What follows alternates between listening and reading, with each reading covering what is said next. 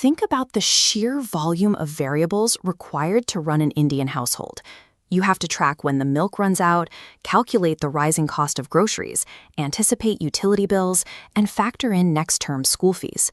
All of this complex logistical data is constantly processed and updated. And in the vast majority of homes, this massive data set is tracked entirely in the mind of a mother, a wife, or a daughter, completely without the aid of a spreadsheet or formal training. Stretching a fixed, modest monthly income across a constantly fluctuating web of unpredictable household needs requires ruthless prioritization. Managing a household on a tight margin is an advanced form of executive financial management. Yet, watch what happens when the workday ends. The men return home, dinner is served, and the conversation inevitably pivots to the economy, a rising stock, or the latest property rates. The woman who spent her day managing the home's microeconomy is physically present, often serving the meal, but entirely absent from the discussion. She remains quiet not out of apathy, but because an unspoken, deeply normalized societal rule dictates that wealth building is a topic strictly for the men of the house.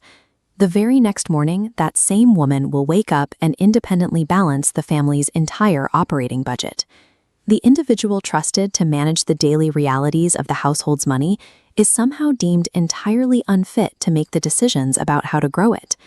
This chart compares financial literacy scores. Notice the stark drop-off for women, even those earning independent incomes. But a lower score doesn't indicate a lack of intelligence. The data actually measures an access gap, showing who is systematically denied financial information. The divergence begins early. Standard school curriculums omit the actual mechanics of personal finance for everyone.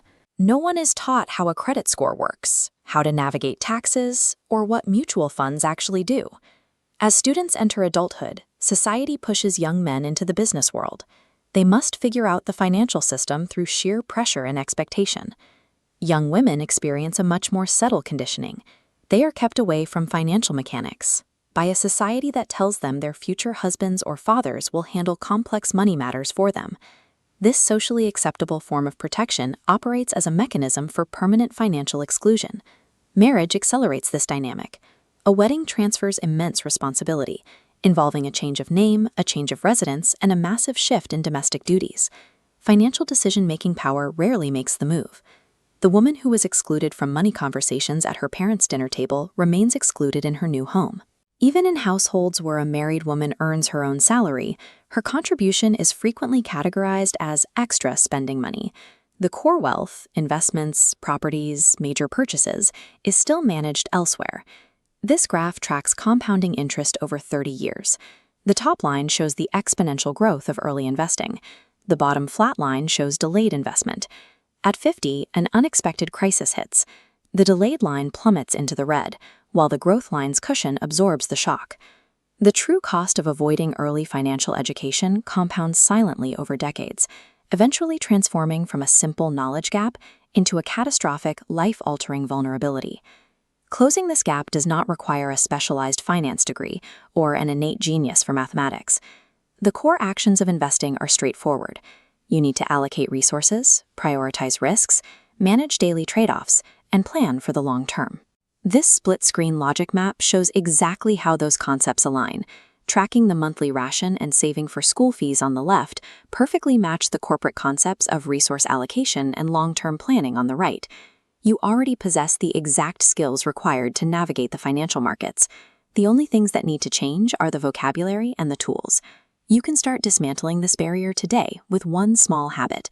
Take a fixed percentage of whatever money you handle, even just 5% of the household savings, and automate it into a separate recurring deposit. Next, dedicate 5 minutes a day to learning exactly one new financial term. Find out what an SIP is. Learn how a loan accrues interest.